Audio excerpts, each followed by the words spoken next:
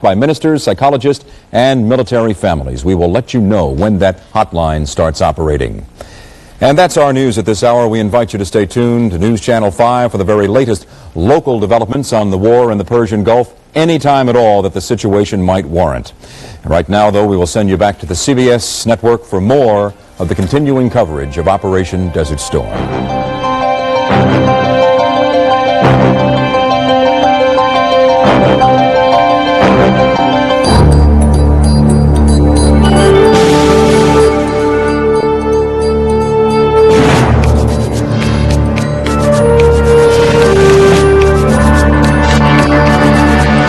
You are watching CBS News' continuing coverage of Showdown in the Gulf.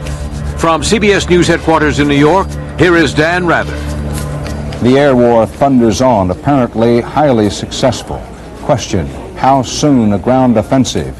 No answer forthcoming. President Bush has told Saddam Hussein again today, surrender unconditionally. The United States threatens escalation if Iraq uses chemical weapons. Ground troops massing near the Kuwaiti border, but no actual signs of an Allied move into Kuwait.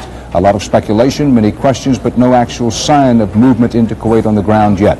Reported tolls. Allies say 3 planes lost. Iraq claims 55 planes have been downed. The Allied air attacks go on by warplane and by cruise missiles. At the United Nations, U.S. Ambassador Pickering warned Iraq not to use what he called weapons of mass destruction, saying that it would bring a dramatic escalation in hostilities. He's talking about the possibility of chemical and biological weapons being used yet by Iraq. U.S. and Allied warplanes show no let-up in a relentless air war against Iraq. President Bush says there isn't going to be any pause. Well over 1,200 air sorties have been flown, as well as more than 100 cruise missiles launched.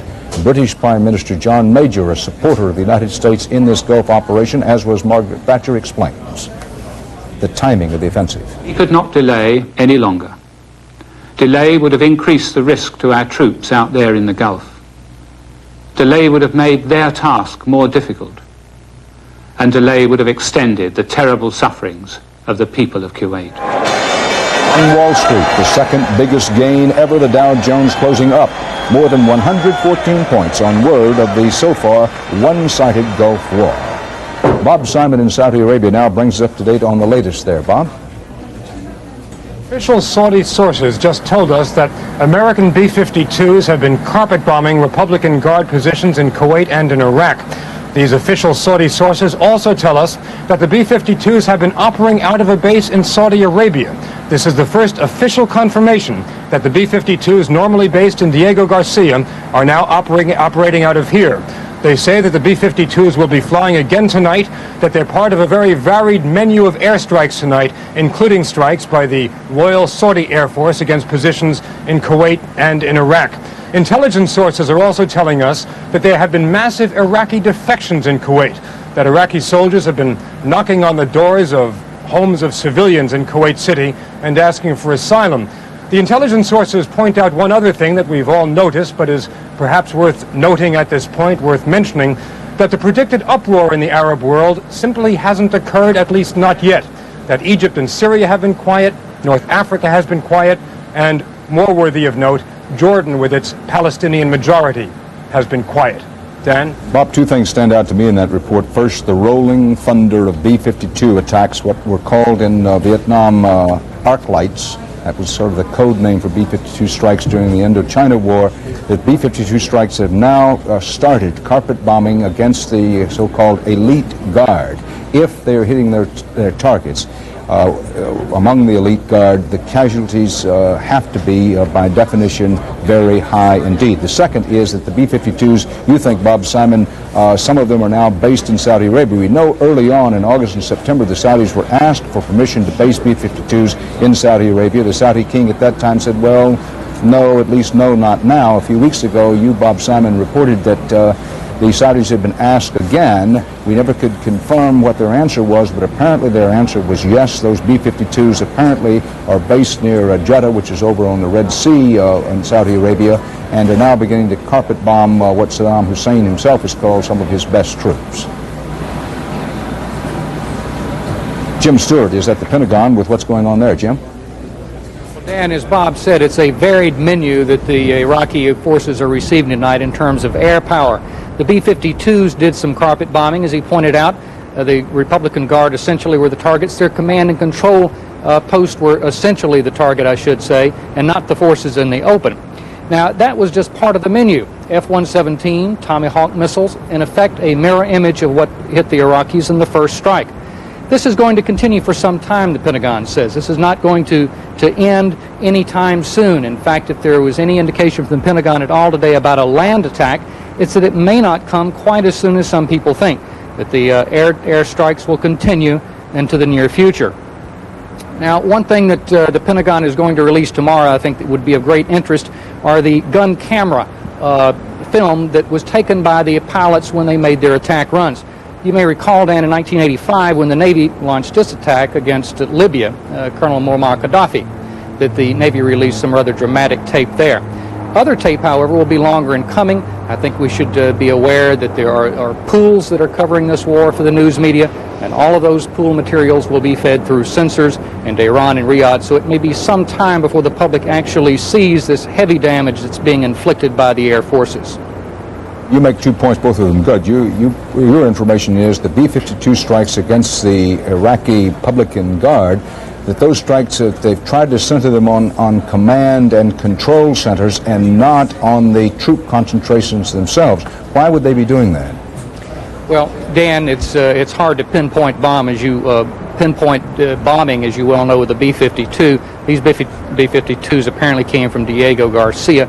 They're going after the command and control because that's the way you cut off the head of any effort to consolidate that force and put it into position down on the border. We're led to believe that this will continue tomorrow, another dose, both directed at the Republican Guards in northern Kuwait and at the forces closer to that border in Saudi Arabia that American land combat troops would first face if they go into battle. Thanks, Jim Stewart at the Pentagon. Now, information comes in spurts, sometimes fast and furiously. You heard Bob Simon say that he believes that B-52s are now based in Saudi Arabia. Then you heard Jim Stewart say that the most recent B-52 raids are believed to have come from Diego Garcia. Two different things here. The biggest B-52 base in the area, and in fact until recently the only B-52 base in the general area, was at Diego Garcia, a small island in the Indian Ocean way outside the Persian Gulf. These B-52s, of course, are capable of air-to-air refueling, and so the main B-52 strikes could be expected to be coming from Diego Garcia, but the earlier information that Bob Simon passed along, they now have the capability, apparently, of flying out of the big air base near Jeddah inside Saudi Arabia itself, and that means more B-52 strikes in a shorter period of time are possible if U.S. commanders order such. Bob Schieffer is with retired U.S. Marine General George Christ, our CBS News consultant, who until not too long ago commanded U.S. forces in the Persian Gulf.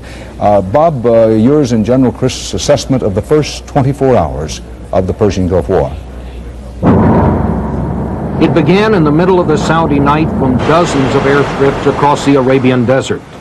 And this was only a part of it. Just minutes after the first of hundreds of planes from 5 nations were in the air and headed toward Iraq, aboard ships in the Gulf, Tomahawk missiles were also being ready. The Tomahawks arrived first, and when newsmen sighted them exploding on the outskirts of Baghdad, the White House confirmed the liberation of Kuwait had begun. In Washington, a somber president said he had hoped to the last to avoid war. Have no choice but to drive Saddam from Kuwait by force. We will not fail. At a crowded Pentagon news conference, Americans got the first details. They were scant, but clearly the top command felt things were going well. This portion of the campaign, directed against Saddam Hussein's offensive military force, is an enormously complex undertaking. It involves all of the services of the United States military and hundreds of U.S. and Allied aircraft.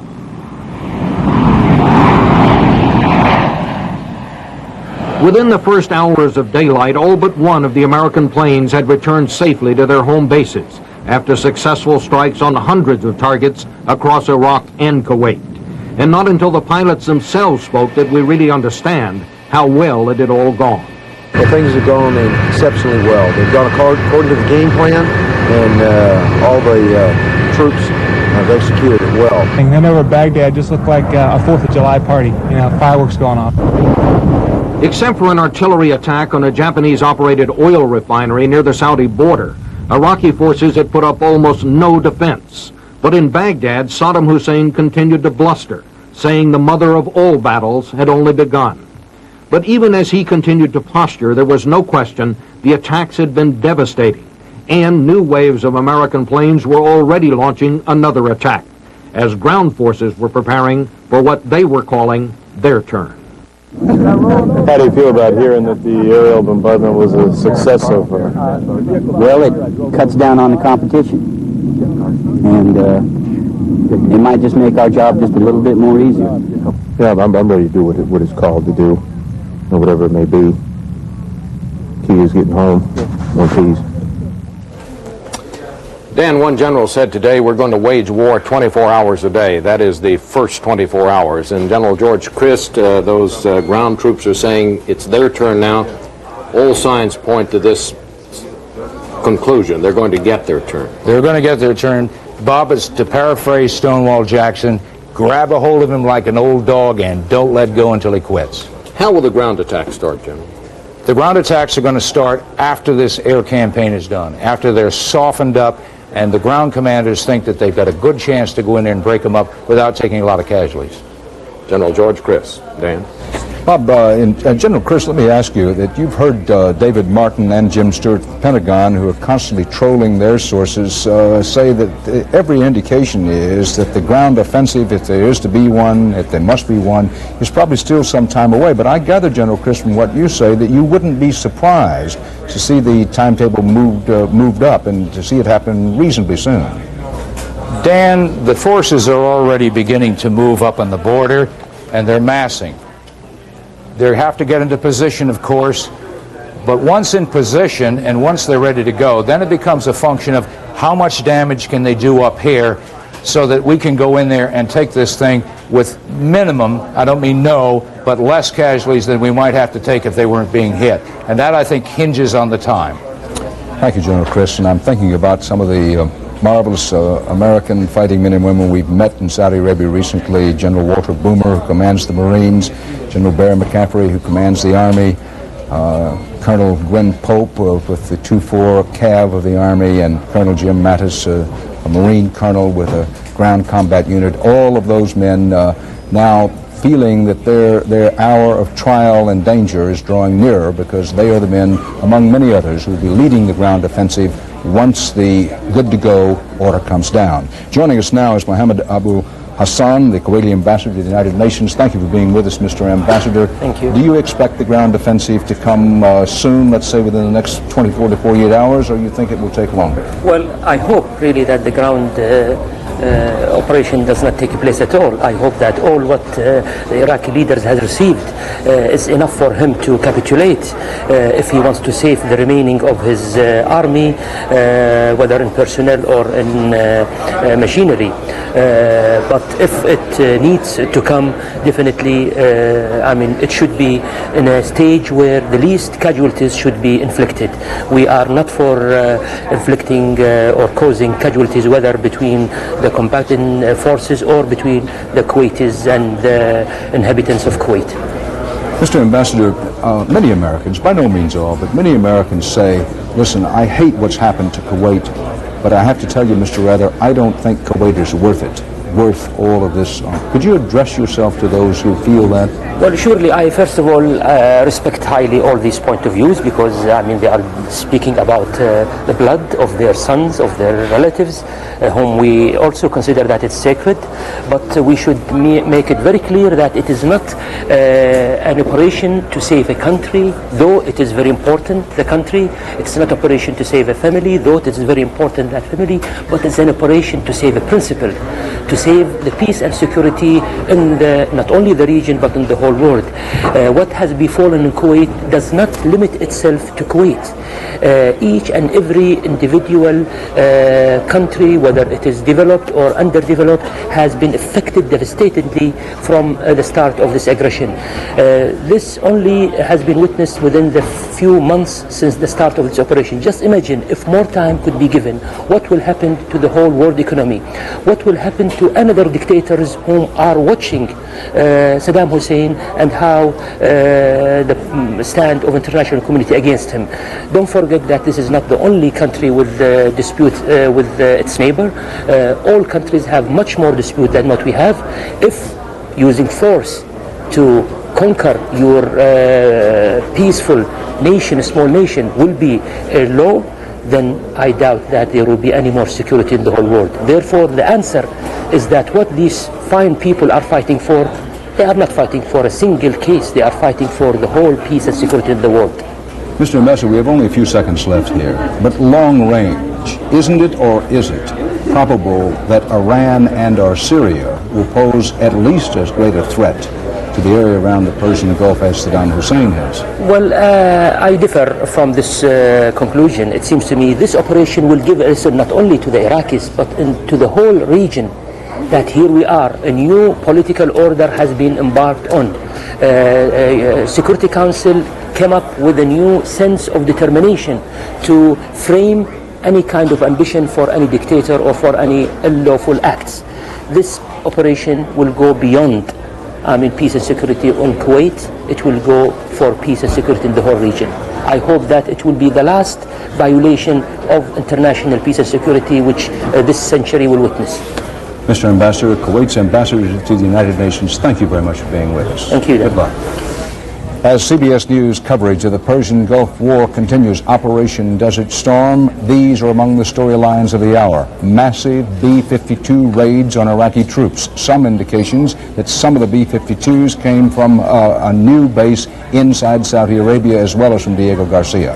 The United States threatens to escalate the war if Iraq uses any chemical weapons. Air assaults still pounding Baghdad and its environs. Wall Street soars on the first day of the war. Word late this afternoon of a build-up in the U.S. offensive. Bob Simon in Saudi Arabia quotes official sources there as saying American B-52s are now flying out of a Saudi base believed to be near Jeddah, and that B-52s from the Saudi base as well as those from Diego Garcia are pounding positions of the Iraqi Republican Guard. Those were considered Saddam Hussein's elite troops. And if the B-52s are hitting their targets with those elite troops inside Iraq, it is reasonable, by any reasonable analysis, the casualties among the Iraqi troops, we're not talking about civilian targets now, could be expected to be extremely high. From the Pentagon, CBS News reporter Jim Stewart says the B-52s are still flying out from Diego Garcia in the Indian Ocean, as well as apparently from inside to Saudi Arabia, and are hitting the Iraqi command control centers. That's where the bombs are supposed to be concentrated. At the United Nations, stern words from the U.S. Ambassador to the UN, Thomas Pickering. Pickering, one of the United States' most experienced diplomats, reportedly told the UN Security Council, if Iraq uses chemical weapons, there will be, and I quote Ambassador Pickering now, a dramatic escalation of hostilities and objectives, end of quotation. An Iraqi diplomat in Belgium has threatened to use chemical weapons if Allied forces enter Kuwait. Allied ground troops are said to be moving and maneuvering closer to the Kuwaiti border. Their objectives so far unclear. There is a school of thought that says that a ground offensive, an Allied offensive trying to retake Kuwait may be nearer. Another school of thought to which David Martin, our Pentagon correspondent, and Jim Stewart, who covers there for us, lean to, is that the ground offensive is still certainly more than 24 hours away. We simply don't know. And still, the air armada continues striking inside Iraq and Kuwait. President Bush huddled with his cabinet this afternoon. On Wall Street, stocks did climb to their second highest gain ever, and oil prices made their biggest drop ever. Now, as our correspondent covering the United States, Charles, we still have the UN ambassador from Kuwait on our mind, I guess. You've been monitoring the preparations for terrorist attacks, and on the basis of the early evidence, you'd have to say the FBI and local police have done a very good job. So much so that life hasn't changed a bit in our country in the first day of the war, Dan, except in one really important respect. You know what a joke airport security has been at most of our airports compared to those you see in Tokyo or Tel Aviv or other places in the world. Well, that has changed, as Aaron Hayes is about to tell us. At more than 400 airports nationwide, the highest level of alert today ordered by the FAA. It means more security, longer lines, closer checks of luggage and tickets. Okay, yeah, you have to go back up front here, though, to have them give you a certificate to let you come through. The FAA announcement came last night, shortly after war started in the Gulf. In Miami, heightened security brought a traffic jam as police checked every vehicle entering the airport. Bomb-sniffing dogs were brought out. They have been on patrol today at major airports across the country.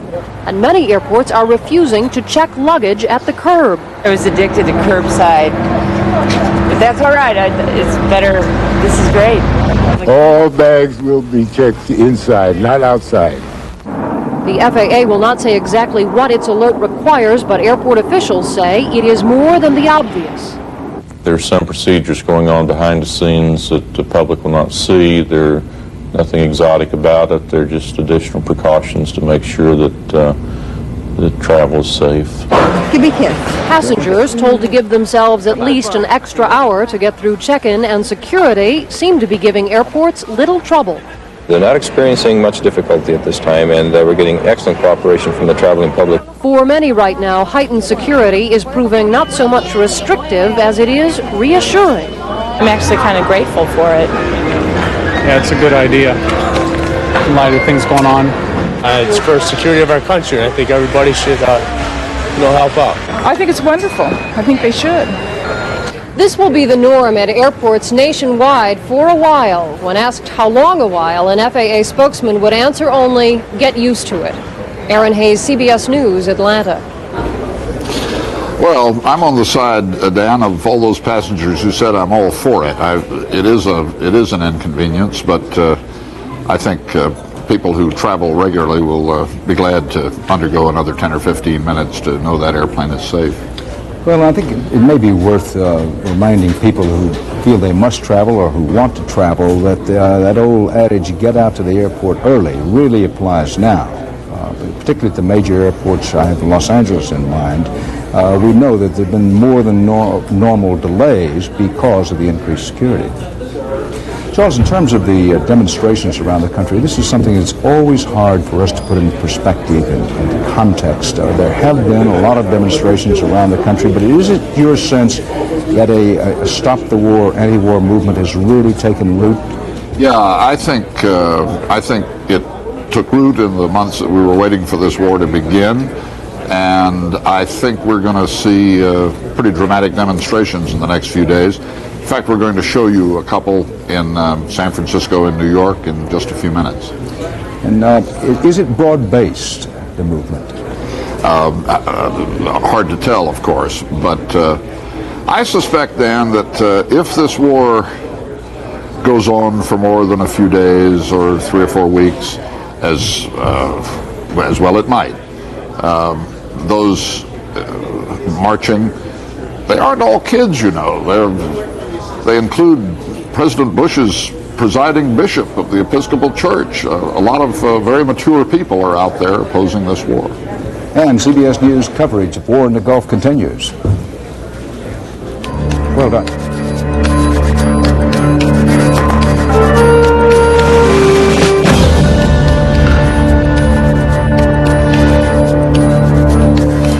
At CBS News headquarters in New York, among the headlines of the hour, the airstrikes continue unabated, relentless hour after the tremendous airstrikes of the nighttime hours in Iraq and in Kuwait during the daylight hours, when some thought Saddam Hussein's Air Force might get up to challenge. There was that theory that the Iraqis didn't have the equipment to fight at night, but they certainly would fight in the day. It hasn't materialized. While there have been some dogfights, details of which we do not know, by and large, the U.S. and Allied Air Armada has been largely unopposed in the air. The Iraqis claim to have downed 55 aircraft. The Allies scoff at that. The Allies have only confirmed 3 of their planes going down. One U.S. F-18 Hornet, the pilot believed killed, a Navy pilot. 2 pilots bailed out of a British Tornado, their fate unknown. One Kuwaiti pilot attacking Iraqi targets inside Kuwait. His plane was shot down. Those are the only 3 that have been confirmed. Joining us now here at CBS News headquarters in New York, our old friend and one of the world's best-known authors, David Halberstam, who won a Pulitzer Prize for his coverage in Vietnam and wrote one of the best, if not the best, books about the Vietnam War called The Best and the Brightest. David, thanks for being with us. Let's talk about some of the similarities and differences between what's happening in the Persian Gulf in these hours and what happened in the green jungle hell that was Vietnam.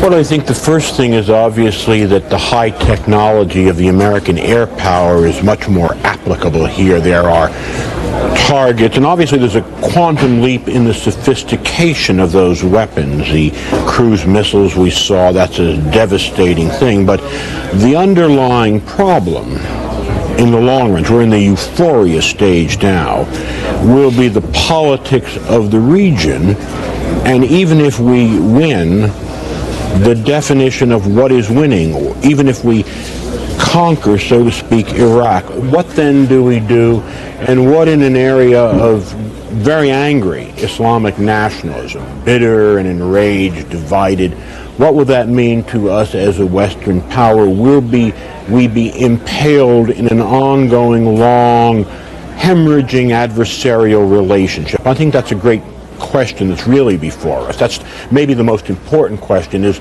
the politics after the war. David, one of the things that you helped to remind a generation of journalists was the necessity of skepticism about war, and particularly early war reports. And there was some Frenchman who said, everyone, when there's war in the air, learns to live in a new element, falsehood. Is there any reason, do you see any reason not to believe the highly positive reports coming out about the success of the air war?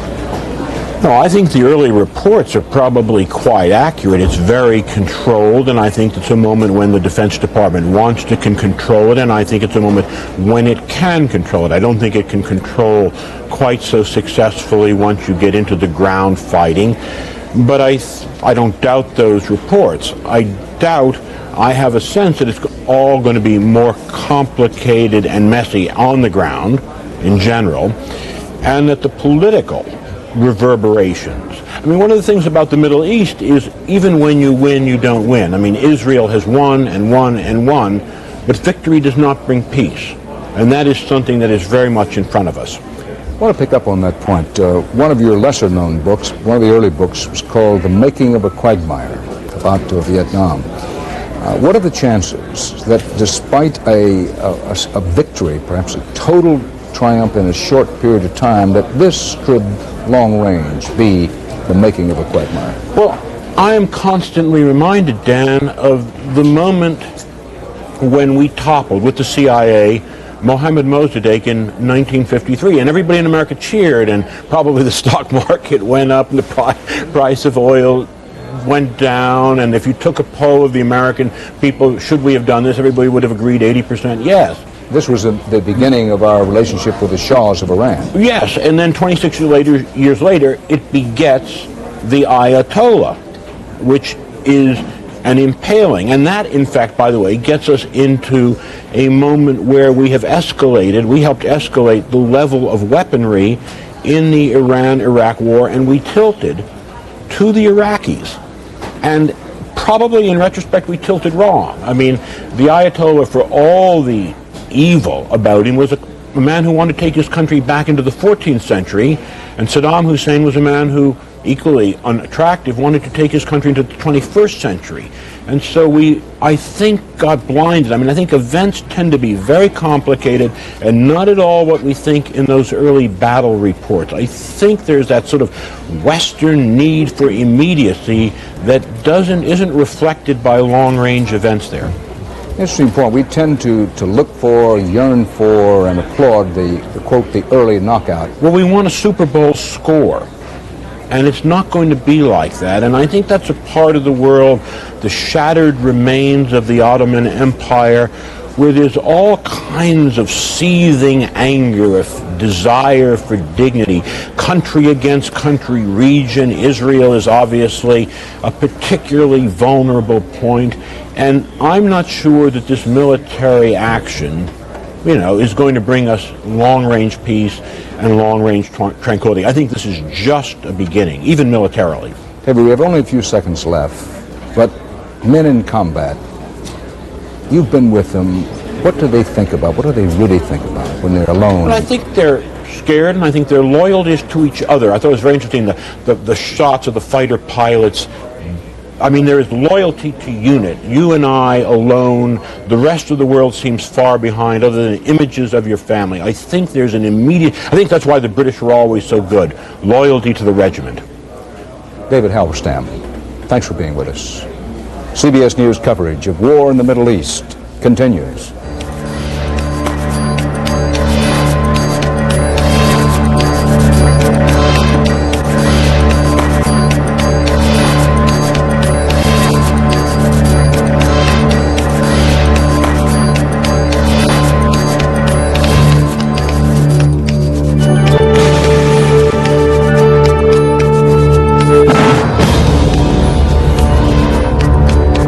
The Allied air war against Iraqi forces on the basis of all available evidence, stunningly successful thus far. Here are other headlines in our ongoing coverage of the Gulf combat. U.S. B-52s reportedly carpet bombing Iraqi troops now. Saudi Arabia calls offensive a stunning military achievement. The United States vows escalation if Iraq uses chemical weapons. France's military chief says Iraqi Air Force essentially put out of action. Correspondent Bob Simon, quoting Saudi sources, reports now that B-52s are blasting positions in Kuwait, the positions of Saddam Hussein's most elite troops, the so-called Republican Guard. These sources tell our Bob Simon that some of the B-52s are flying out of Saudi Arabian bases. Jim Stewart at the Pentagon says other B-52s are still, as expected, operating from the big island base of Diego Garcia, hitting Iraq's command control positions. Apparently, the B-52s from Saudi Arabia are hitting positions in Kuwait, the ones from Diego Garcia hitting positions in Iraq. That at least seems to be what's happening. Still, other U.S. and Allied warplanes were taking no time off in their round-the-clock pounding of other targets. Allied ground forces are very near the Kuwaiti border tonight. They've moved up nearer that border, but still no sign when or if they will actually launch a ground offensive. There are a lot of guesses, a lot of speculation, but nobody actually knows. There were pro-Iraq protests in many places in the Arab world, including one rather large one outside the Iraqi embassy in Algiers. There is a good deal of support for the U.S. policy in the Arab world. In this country, pro-peace demonstrations in a number of cities, including Washington, D.C., Boston, and here in New York City. And on Wall Street today, the second biggest Dow Jones increase ever, up more than 114 points on news from the war. Oil prices tumbled downward. That's one of the reasons that the stock prices are going up. Now, CBS News reporter Randall Pinkston is at the White House and brings us up to date on what's happening there. Randall? Dan, there are several signals coming out of the White House today. On the one hand, President Bush is quite pleased with the progress of Operation Desert Storm, pleased with the fact that the targets are being hit, and with a relatively low loss, low level of casualties on the part of American forces. The other signal that he's sending out is that Americans should not go into a mood of euphoria, because there's still a long way to go. Our ground forces have not yet confronted Iraq's ground forces. When and if that happens, of course, assuming that Saddam Hussein does not surrender, we could be in for some very heavy casualties. Now, counterbalancing both of those concerns, the president is telling people to go about the business of living, that life goes on. He sent a signal to the NFL today through Press Secretary Marlon Fitzwater, who suggested that there's no reason to cancel the game. So if there was any concern on the part of anyone, sports authorities, NFL, anyone else, that to hold games at this time of crisis in the nation, it would be the wrong thing to do. The president is saying life goes on, and that while they continue to try to push Iraqi forces out of Kuwait, Americans should continue to pray and also continue to live. Randall Pinkston covering for us at the White House now. We have Randall Pinkston there. We have Leslie Stoll there and Wyatt Andrews there as part of our blanket coverage, our effort to be a steady, reliable, dependable source of information for you on what's happening in the war, but we want to pause again, as we have throughout our coverage of what is now a war going into its second day, to gently remind you what we all know and are aware of. And that is, despite our best efforts, we know very little, actually, of what is going on. In our very best hour, we can get only a smidgen, just a sliver, of what's really happening with this war. And in the early stages of war, what we believe to be accurate information frequently turns out later on, this has been the case in other war situations, not to have been correct. So we're very much aware of that. And as we roll on here, trying to give you the most accurate information presented in the fairest possible manner, we hope that you'll understand that we are very much aware of what our limitations are, particularly when we're operating in military censorship, both inside Iraq and to a certain degree with our own U.S. military. Now on the telephone now is Tom Fenton, who's covering for us in Israel. Tom, the Israelis, as you pointed out, are relieved and also very, very proud, but somewhat surprised about how effective the U.S.-led air war has turned out to be. Indeed, the Israeli pilots, who are real hotshots, felt that they perhaps could do the job better than anyone else in the world, but tonight they seem to be ceding the first place to the United States. They're unstinted in their praise, as is the average Israeli on the street.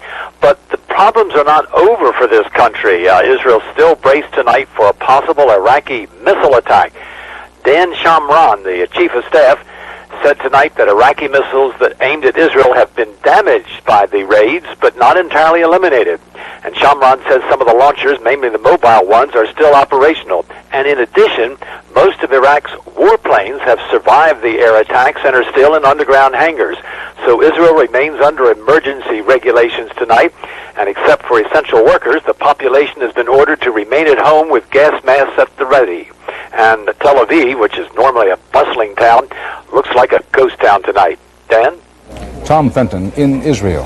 CBS News coverage of combat in the Middle East continues in a moment.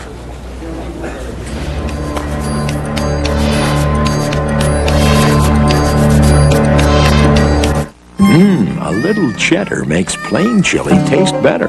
But take the cheddar cheese away. Hey! So add a little cheddar cheese and add a lot of taste. Yeah, cheese makes all the difference. Today, leading health authorities urge us to eat foods rich in beta-carotene.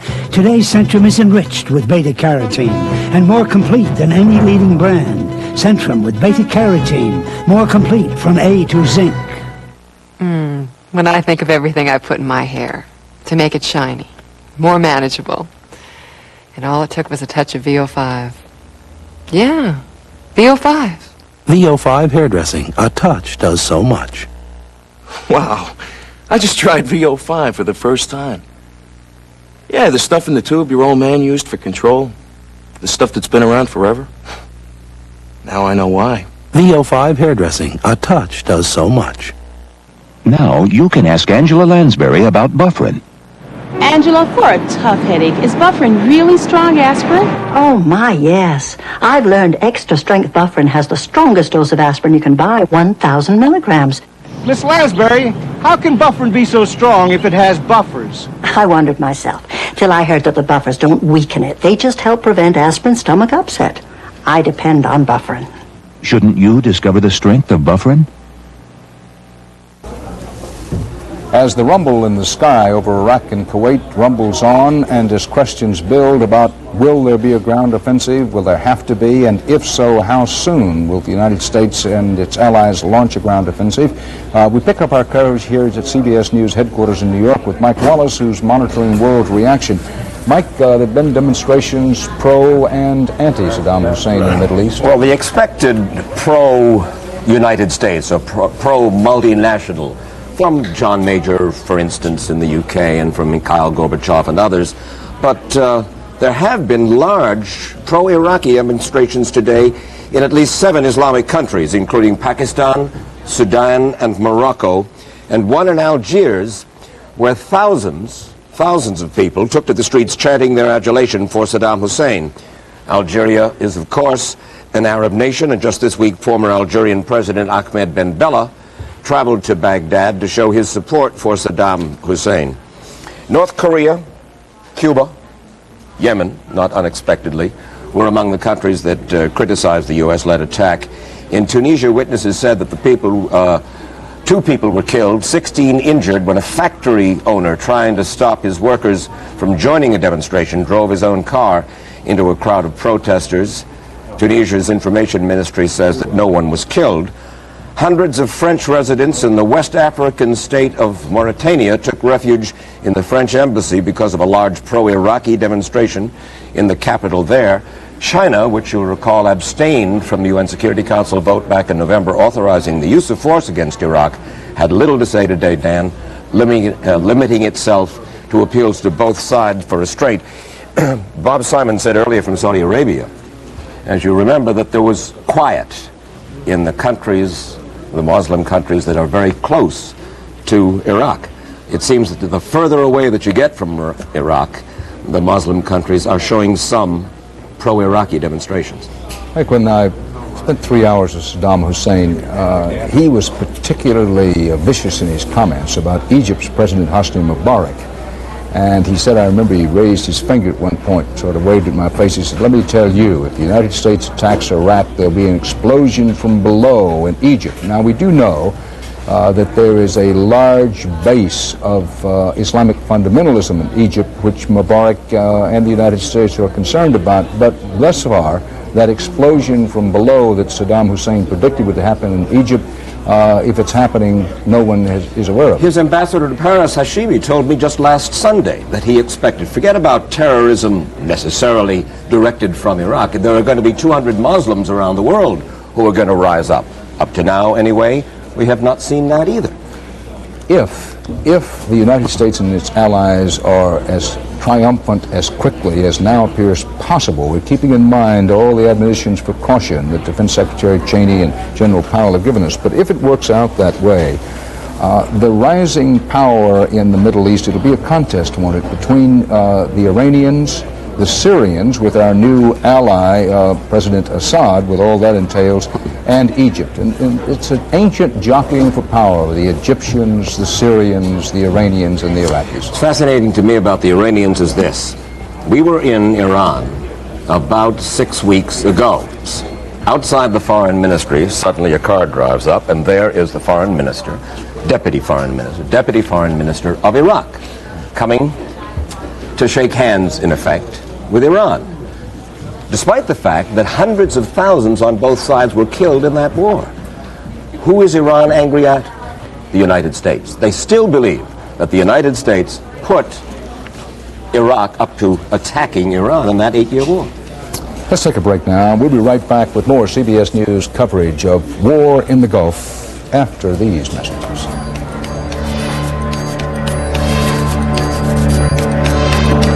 The Quaker Man brings a delicious surprise. Surprise! Quaker Oat Squares. You're going to love them from square one. Surprise! Love that crunch. Surprise! Love the toasty taste. Love the touch of brown sugar. Surprise! Last one in the bowl, and it's still crunching. I love it. Quaker Oat Squares.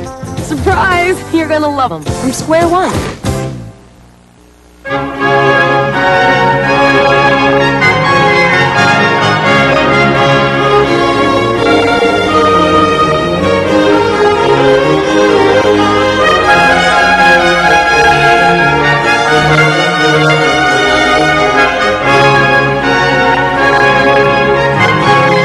When 4 slender, no-fat calories taste like butter, it's got to be Molly. They destroyed everything he had, everything he was. Now crime has a new enemy, and justice has a new face. Who is Darkman? Find out February 14th at your local video store. LensCrafters made me these wonderful top-quality glasses and got me back on track in about an hour. LensCrafters puts the whole lab right in the store to custom craft your top-quality glasses in about an hour. Call LensCrafters at 1-800-522-LENS. As the quarter mark of another hour, that is the 45-minute mark, nears, We're going to review the headlines of the hour. They include B-52s reportedly pounding Iraqi positions inside Iraq and in Kuwait. Iraq remains defiant, Saddam Hussein threatening more attacks.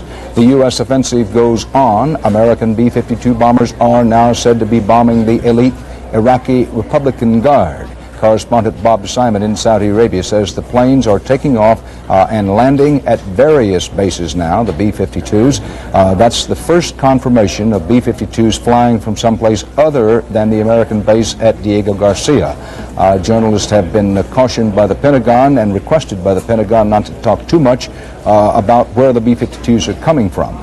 There's word of Iraqi defections inside Kuwait. Intelligence sources tell Bob Simon that soldiers are knocking on doors asking for asylum inside Kuwait. A cautionary note, sometimes those kinds of reports are spread as a way of getting propaganda around and trying to build some momentum for defections. We actually don't know for certain what's happening inside Kuwait. An Iraqi envoy vows Israel will be attacked, saying, quote, the decision has been taken, unquote. The Israelis are warning their citizens not to get too blasé, not to take too much for granted. The Israelis are quietly passing the word that, after all, the Iraqis may still have chemical weapons launching capabilities on mobile units. Their fixed positions have been hard hit by the airstrikes, but they still may have chemical weapons launchers mobile moving around the Iraqi countryside, and the Israelis are still somewhat worried about that. Allied troops are moving closer to the Kuwaiti border as air bombings go on. U.S. ships have fired scores of cruise missiles, the Tomahawk missiles, such as this one taking off in a night raid, but as daylight came to that part of the world, even more of the Tomahawks were fired. Pentagon correspondent David Martin reports more countries, more sorties have been completed, both by the Tomahawks. This is what a Tomahawk looks like as it takes off from one of those big ships such as the Missouri or the Wisconsin. At last count, over 1,200 missions had been flown by warplanes over Iraq and Kuwait. That does not count, apparently, the cruise missile firings. Allied officials say 3 of their planes have been lost. 1 American naval pilot killed, an F-18 was shot down. Iraq says it has downed 55 planes. The war sent Wall Street spinning. Stocks took off, posting their second highest single-day gain ever, the biggest gain since the 1987 crash. Now, Bill Plant is at the State Department. Bill, as we continue to hear these reports and contemplate these reports, the administration toughens up its talk. For example, today they made a point of saying to Saddam Hussein that he can surrender, but nothing short of surrender is going to do. That's right, Dan. The political message is as tough as the military message, it turns out today. Yesterday, there was a little bit of a window before the war started, but after the deadline, the administration somewhat reluctantly was admitting that if Saddam happened to call and say, well, wait a minute, let's talk this over, or maybe I'll start pulling troops out, that they wouldn't have had much choice but to listen, and they might have had to delay the military option. Well, today there was no mistaking it. The tone out of the State Department briefing today was a very much of a no compromise, no quarter situation, as articulated by State Department spokesperson Margaret Tutwiler. Nothing that anyone has done has made a difference to Saddam Hussein. And I have stated what the president's objectives are, what our policy is. The Secretary of Defense gave a press conference this morning and very clearly stated what his mandate is from the president, and I have said basically the exact same thing. So unless he does that, you won't talk. Right. What's there to talk about? The rules. I said the talk is over. And that's the point. I guess that the Iraqis are supposed to take from that, Dan, the notion that they can't end this heavy bombardment by talking to the United States. If they did, they could contact, if they wanted to talk to us, they could contact one of their 4 remaining diplomats here in Washington, who presumably would pass on a message to the State Department. But nobody expects that anytime soon. And the message from the administration plainly is, we're not going to let you off the hook. Thanks, Bill. Bill Plant at the State Department. One of the continuing stories as we move into the second day of this war, one of the question marks is why there has been such a paucity of resistance from the Iraqis. The indications, not just from official sources, but from all available sources, are that while the Iraqis may indeed have fought more, may have downed more aircraft than has been officially reported, that they really have not, in the air or anyplace else, put up the kind of fight thus far that had been threatened and promised by Saddam Hussein. And this is not to rule out the very real possibility that the Iraqis could be simply digging deeper, biding their time, and waiting till the first and second, maybe even third wave of air attacks get over before starting something. But there has been a paucity of resistance, and also there have been far fewer terrorist attacks around the world than most of the self-described experts believed would be happening by this time into the second day of a war. Mike Wallace, you're monitoring world events. When you talk to people, why do they think there have been so few of these terrorist attacks? Everyone's bewildered by it, Dan. I mean, conceivably, we overestimated the man. I kept hearing about these crack Republican guards that are in the southern part of Iraq and then moved down into Kuwait. The ones now getting B-52 carpet bombed. Correct. I don't think that anybody fully understands. One wonders if conceivably the man is playing possum, that he is asking us in effect to shoot our wad and then laying there, and we'll see more soon. There are various devices which you hear conceivably that he has at his command. One hears that he's even talked about dynamiting oil wells. And as a result of dynamiting oil wells in Kuwait, there will be a huge firestorm, smoke storm, which will neutralize the effect of some fire weapons and do great damage to the environment. One hears about the possibility of a massive oil slick in the northern part of the Gulf. And up to now, maybe he is simply waiting out our air attack and then saying, okay, now we're going to join the battle and we're going to bloody you up. Well, let's hope and pray that that is not the case. Now, about terrorism, you did for 60 Minutes a tremendous piece with Barry Landau this last week on 60 Minutes talking about the potential for terrorism tied to Saddam Hussein. But again, thank God, we have not yet seen that. There have been very few real terrorist incidents reported up to now. Earlier today in Bonn, Germany, there was what the authorities believe was a firebomb. Here is tape of it. A firebomb thrown into a Woolworth's department store. Do you know for sure, Dan, whether Woolworth is still a U.S.-owned company? I do not. No. No injuries reported. No link to the Gulf War yet established. The investigation is continuing. There are other scattered reports of incidents in Ecuador, in Pakistan, that we have checked and found that they are mostly minor incidents, rock throwing. So nothing of the kind of terrorism that, for instance, Vincent Canestraro, who was with us, who ran counterterrorism for the CIA until he resigned last September, suggested might be coming. Well, a reminder again how early we are. We're still in the first front edges of the war unless the Iraqi resistance collapses, and so we have to remind ourselves now is not the time to let our guard down. That's partly what the Israelis were doing this afternoon. They were telling their people, listen, it's true that those Scud missile sites just across the border with Jordan and nearest to us apparently have been wiped out, but don't forget that Scuds are on these mobile carriers. We've had some pictures of them in the past, and that Saddam Hussein, perhaps his mobile chemical weapons launchers are still intact, and the Israelis are cautioning their people, let's just don't get too far along with breathing a great sigh of relief, because while we hope it doesn't happen, we don't think they're capable of doing it, they may still be. Storyline of the hour, the air war continues unabated, unrelenting. President Bush has made it clear that there will be no pause in the air war, that it will just keep coming unless Saddam Hussein gets out of Kuwait. Land forces, U.S.-led land forces, are maneuvering ever closer to the Kuwaiti border. But if a ground offensive is to be launched, no one knows how soon that will be. CBS News coverage of war in the Gulf continues.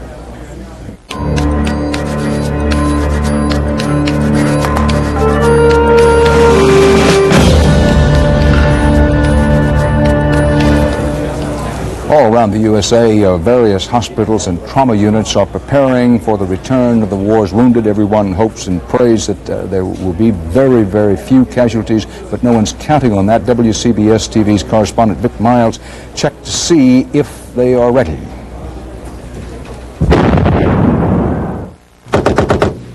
Backup systems for wounded men arriving here out of the Persian Gulf are set and in place. Helicopters from the North Star Air Medical Program, manned by state police pilots and paramedics from University Hospital in New Jersey, are standing by. Their job? To ferry the seriously wounded that come into area Air Force bases like McGuire in New Jersey and Stewart in Newburgh, New York. Take them to emergency rooms here at University Hospital and other hospitals participating in the National Disaster Medical System. I think the phrase that best sums it up is preparing for the worst, hoping for the best. But recent developments are urging readiness. What's called the cream of the helicopter pilot's world are on standby. I flew in Vietnam as a warrant officer with the Army back in 69 and 70. And part of the duties then were to evacuate medical patients that were obviously incurred on the battlefield. This state-of-the-art chopper is one of 5 in the area. It carries a 4-person crew. 2 pilots and 2 paramedics bunk in a room nearby, and from beep recall to takeoff is 5 minutes. It's a 24-hour-a-day operation designed to help the wounded get medical help. This is where the wounded soldiers will be brought from the helipad upstairs. Ironically, with crime playing the role it does in our major cities, gunshot and battlefield-type wounds are not uncommon to the crew in this room. Unfortunately, in urban environments, we see a lot of very, very major injuries, gunshot wounds. In fact, we're really at a war in our cities. Also online, again in the event it's necessary, are the veterans' hospitals. Nationwide, there are 172 of them, with some 70,000 beds.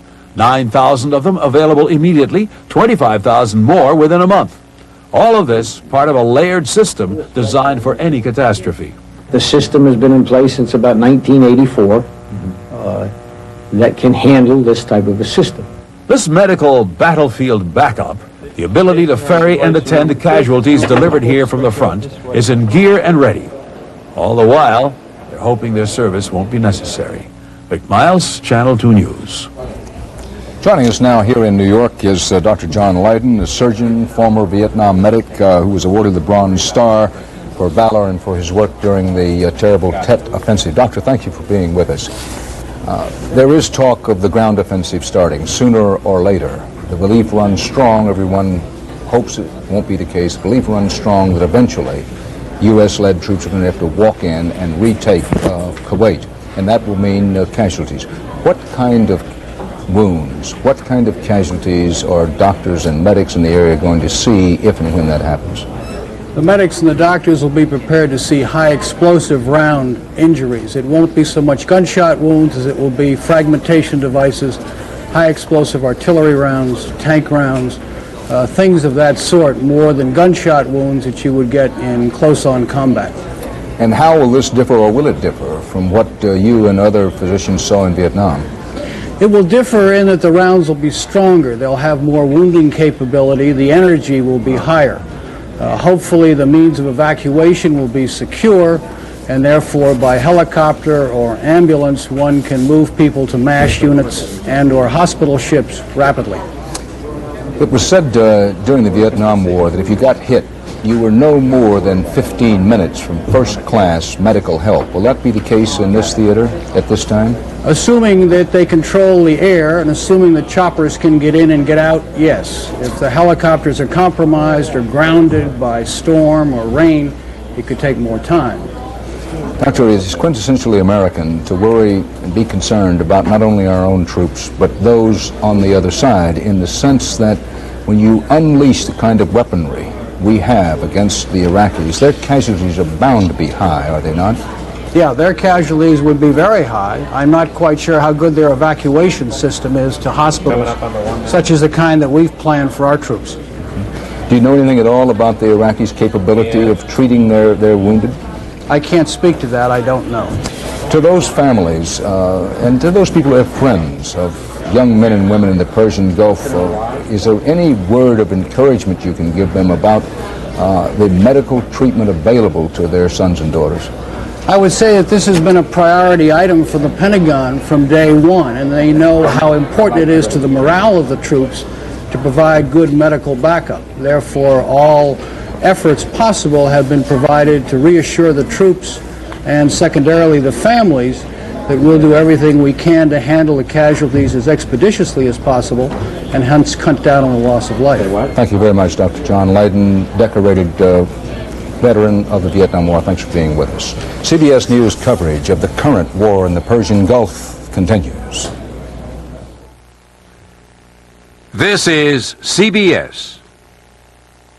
Dear Mom, you always said I'm your favorite. Nah. Oh, Dad, remember that cool Christmas gift I got you? So you need fast cash, huh? A mere $3 can turn your unused items into fast cash in the Tennessean and Nashville Banner Classifieds. Dear Uncle Guido. Classifieds are easy to place and most items sell in the first 4 days. Dear Classified, help! I need fast cash. Call the Tennessean and Nashville Banner Classifieds at 254-1031 or 1-800-828-4ADS. Critics are applauding Green Card as the perfect love story. It's a bouncy, refreshing comedy, proclaims Us Magazine. An irresistible romance raves sneak previews. And winner of 3 Golden Globe nominations, including Best Performance by an Actress, Best Performance by an Actor, and Best Motion Picture, Comedy or Musical. Don't miss the most irresistible romantic comedy of the year. Green Card, from the director of Dead Poets Society. Rated PG-13. Starts tomorrow.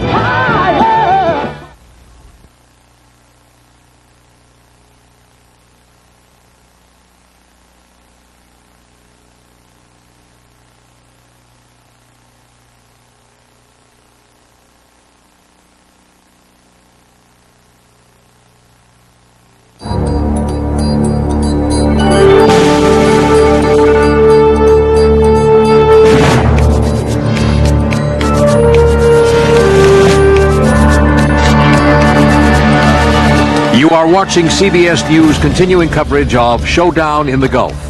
From CBS News headquarters in New York, here is Dan Rather. Top of the hour, and these are the top developments in the Gulf War. B-52s are in action tonight, carpet bombing Iraqi forces. Ground forces, the U.S.-led Allied ground forces, are massing for possible follow-up ground assault into Kuwait. When or even if it happens, no one knows. Iraq is threatening chemical attacks, still threatening to throw chemicals if any move is made into Kuwait. President Bush asks for unconditional surrender, says there'll be no pause in the bombing. CBS News reports that huge B-52s are carpet bombing Iraqi positions in Iraq and inside Kuwait. The targets include some of Saddam Hussein's best troops. Bob Simon in Saudi Arabia says the B-52s are now flying out of bases other than at least one base other than the